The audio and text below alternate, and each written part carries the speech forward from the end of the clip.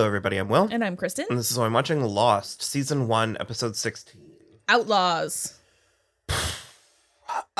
In spite of this episode's best efforts, it ends up being pretty good. Yeah. Okay. Yeah. I couldn't follow your thought for a minute, and then I got there. Yeah, you are correct. Yeah. The first 20 minutes of this episode, I was just like, I can't do this. I can't go to therapy. Okay. Yes. Go to therapy. Go to therapy. Go to therapy. Okay, if you are a straight white man, you should go to therapy, and if that feels too daunting, then you should kiss your best guy friend on the mouth. I'm gonna keep saying that forever. Kiss a boy on the mouth. Just what? I feel like it will just do wonders for you. I just, the suffocating man pain and the toxic masculinity because also Sawyer doubles down and makes sure that we know that he has never kissed a man and that he has never voted Democrat. I never kissed a man. Now you drink, because you've kissed a man. I never voted Democrat. I never voted. And also wearing pink once in the 80s is his greatest shame. I never wore pink. I knew it. The 80s. Mm-hmm.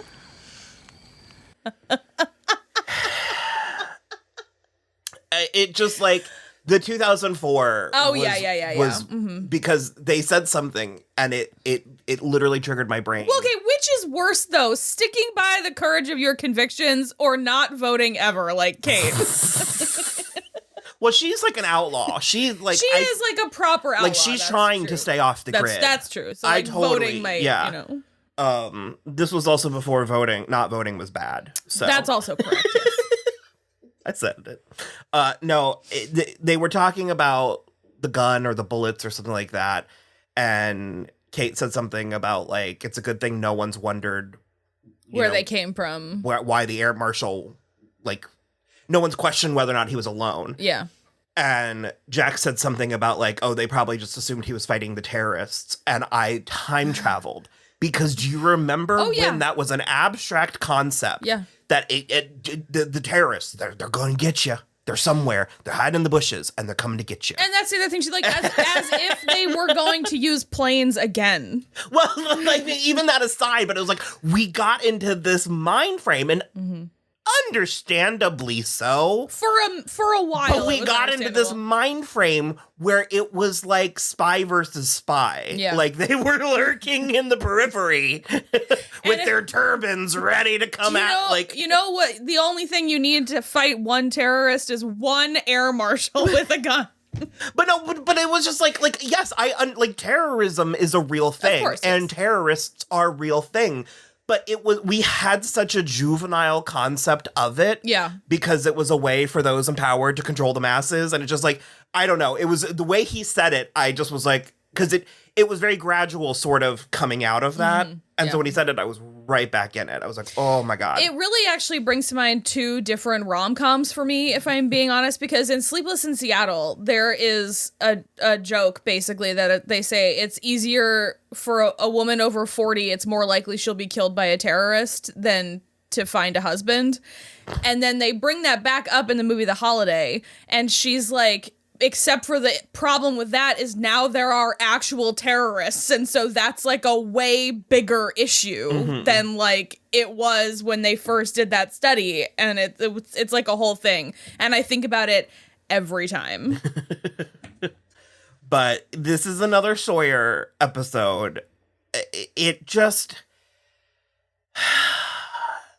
I mean, Josh Holloway pulls it off, and... I think he is slightly better than he gets credit for. Yeah. It's the whole Sawyer came in and ruined his life, and his father killed his mother and then killed himself, and Sawyer was under the bed. In his room. In Sawyer's room. Yeah, I don't know. And so it feels like there was more going on with their family dynamic. It was more of his motivation, and this was juxtaposed against a boar that was And I'm going to say something controversial. That boar was out to get him. Oh, yeah. 100%. It was personal. Yeah. Because Kate was very... Evangeline Lilly is very good on this show. She is. And they use Kate frequently. Not always, but frequently. Because she is a very good... Not foil, but... no, she's a foil. Well, she's a foil for Jack. She's more like kindred with Sawyer. But she really holds her own. She goes toe-to-toe with both of these characters. Mm-hmm. And the irony is, and it's really showcased in this episode, is that Sawyer and Jack should be best friends. Mm-hmm. Like, they should be a throuple. Imagine. Let me check my fanfic website real quick. And this, like, fighting thing that they're doing is just exhausting. Mm. And it, like... Well, it's, like, super gross.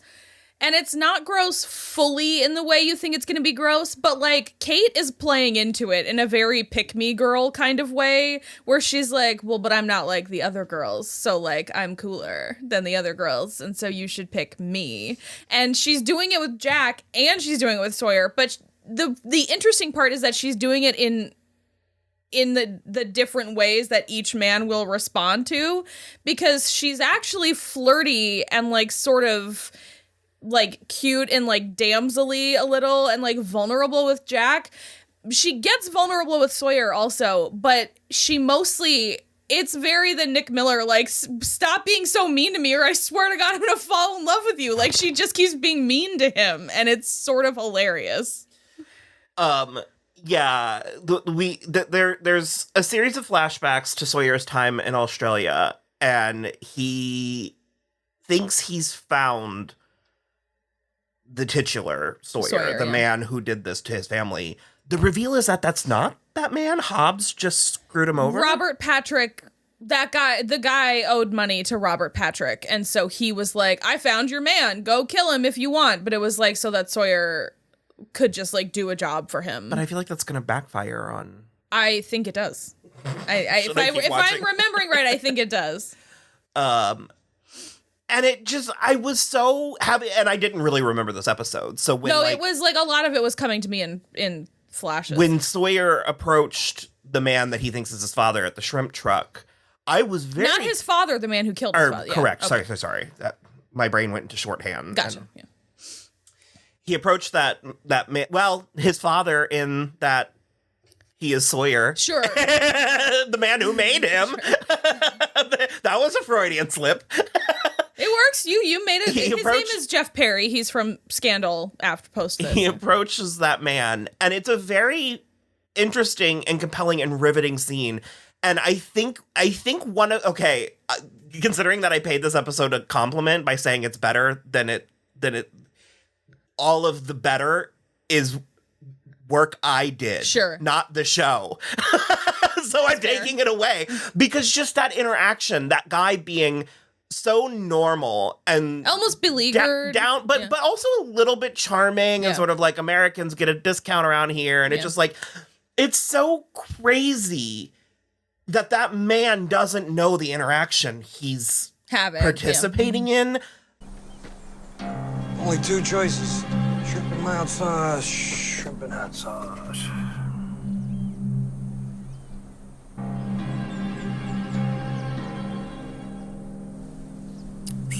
Pal.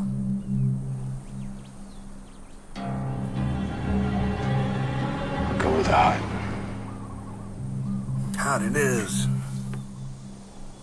That I find mind-boggling, and I since I didn't remember, I really thought Sawyer was going to not do it. Mm. And so when he did, I was so disappointed. Mm-hmm. Because you think you know people, but you don't. Yeah. And the second part of the episode that's so good is Sawyer's interaction with Christian in the bar. It's fate. Some people are just supposed to suffer. That's why the Red Sox will never win the damn series.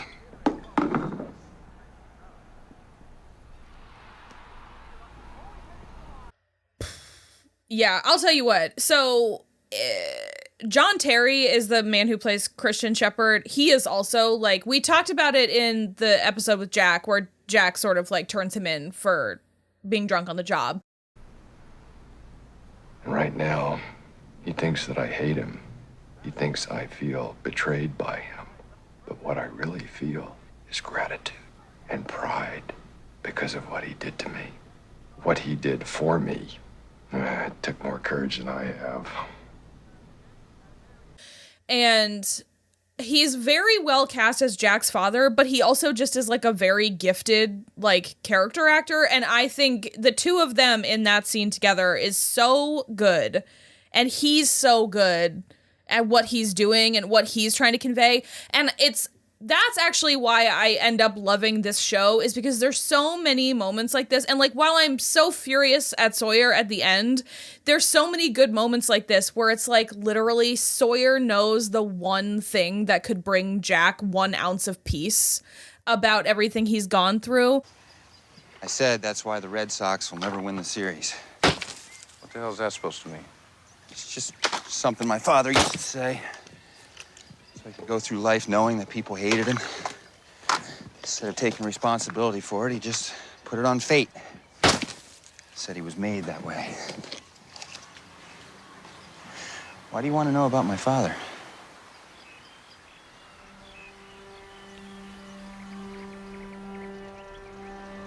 No reason.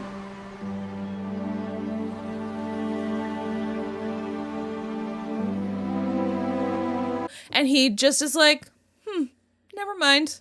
And he just walks away. And so that I'm like furious, but I'm like, what it almost does, and this might be me working to like in the episode's favor, but it's like what it almost does is I think that Sawyer ends up having like a little more respect for Jack after that, after he realizes that Christian is his father. I don't know. I'm going to try to say this as diplomatically as possible, as vaguely as possible.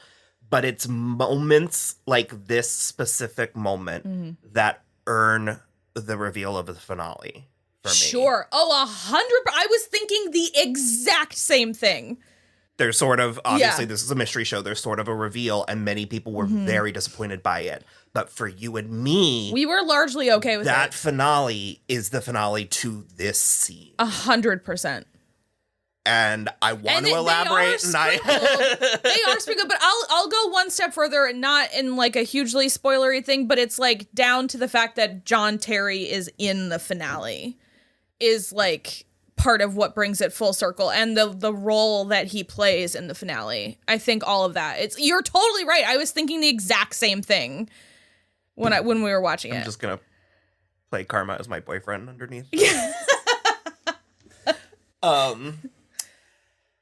So it's that kind of stuff that really keeps me on the hook, because it's just like imagining, because we're all just people. We're just animals on this planet trying our best. Yeah. And we can never, it's something that also, I'm going to go broad, I'm going to go real big here. It's something that really hooked me with the show, The White Lotus, and season 2 of The White Lotus is that scene where Daphne was like, can you ever really know another person? Yeah. And it's just like the fact that Sawyer not only had that interaction, just in general, like take the Jack context out of 100%. it. It's amazing and beautiful and weird and cliche, but also soul defining, like life defining. Yeah. But then when you add that, like, because I say all the time, but I'm like, imagine how many times we have strings connecting to other people that we can't see. Speaking of Taylor Swift, Invisible String is my favorite song from Folklore. But it's like, and I'll give you the TLDR version of the story, but my parents bought a house that my mom found on the internet. Like, she found it of her own volition, and my parents bought a house. They had lived in it for 8 years, and then my aunt came to visit, and we found out they bought it from one of my aunt's close friends. Yeah. From, like, the 80s in D.C. My mom had been to parties with this woman. Yeah. But didn't have enough of an interaction with her to recognize her. It, yeah. And it's like, had my aunt not come to visit and had that interaction, we would have never known. And it's like, how many times do you have connections with people that you have no idea? Well, I sort of was like, had a connection to my husband before I met him, and because of you, and we would always like arrive at parties at different times and say, I don't know. I believe in the red string of fate. And so it's things like that are, and as I recall, I mean, I cannot remember specifically if Sawyer ever tells Jack this information. I think he kind of does. He certainly does emotionally at some point. Sure, yeah. But it's things like that make the show good and that are what I loved about it. Well, and we've been talking about since we started this journey in season 1 that this show is at its best when it's a character drama. Like when you're finding out things about these people who seem to be so different and having different struggles and all of this stuff. And then you realize that like once you take away, like once you put them in the vacuum that is the island, everyone's problems are the same. You're not as different as you seem. You all might have different baggage, but it all comes from like a place of trauma. And so it's like, I think that's the part that's really interesting. I like it a lot. And I like the context of the conversation that Christian and Sawyer have. And I like that we, the audience, know that he is actually proud of Jack for turning him in. I think that's so important. And if only Sawyer had said that to Jack, it might have been worth something. It wasn't the time. No, of course here. not. But it is, I really like it. I like it. I think it's fantastic. I don't think that there's much that needs to be talked about with Charlie and Claire's plot. Charlie's a little bit catatonic. Claire's They had a slight swap where she's sort of like... Thought I'd see if you wanted to go for a walk. Sorry. I have to do something. Sure. See you later, okay? She seems totally fine now. Weird. It's weird. I forgot how fucked the plot of Claire in season 1. It doesn't get better, I feel like, either. I feel like she's a wild card the whole series. But then a problem Emily DeRaven has on Once Upon a Time, which this is the third time I've gone to bring that show up this recording. She also is the one that suggests that they take a walk, which is what got them in this position in the first place. And then Hurley insists that Sayid go to talk to Charlie about maybe having PTSD, and Charlie's like, nope, I'm good. I did it. I'd do it again. No regrets. 10 out of 10. I don't remember if that comes back. Does I'm not sure. I don't think so. He was like, he killed one of us and he kidnapped me and Claire and he hung me. I'm like, not. Because I think, of course, if you kill somebody, it will have an effect on you. But as of right now, I'm a little bit kind of on Charlie's side. Yeah. I'm a little bit I don't want to be cavalier or flippant, but I'll be cavalier. I feel like I could kill somebody if I needed to. Like, if the situation called for it, in a situation where I am killing someone. and weirdly for me, that scene did a little more for Sayid, where he was like, I was on the firing squad of this guy in Iraq, and like, I was fine. I did my duty. I would have done it again. It was like totally fine. He was like, but then I started waking up from nightmares. Mm-hmm. Which is like, I like knowing that about Sayid. I'm not sure why we needed to bring Charlie's mental state into, like, he didn't want to go for a walk, which you could see was like semi-traumatic, but that's more about getting kidnapped and hanged, I think, than having killed a man. Mm-hmm. Was there anything with the lock scene? It wasn't as bad as No, he like told a story about how his mom believed that after his sister died. It was a good scene. It was like, because I groaned when he came in, and I was like, oh no, this was actually okay. It's like supposed to be a metaphor for sometimes Sawyer's people boar. need to believe what in order to cope. Mm-hmm.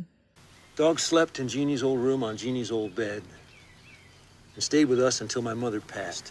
Then disappeared back to wherever it was she came from in the first place. So, you're saying the dog was your sister? Well, that would be silly. But my mother thought it was. Thought that Jeannie'd come back to tell her the accident wasn't her fault. Let her off the hook.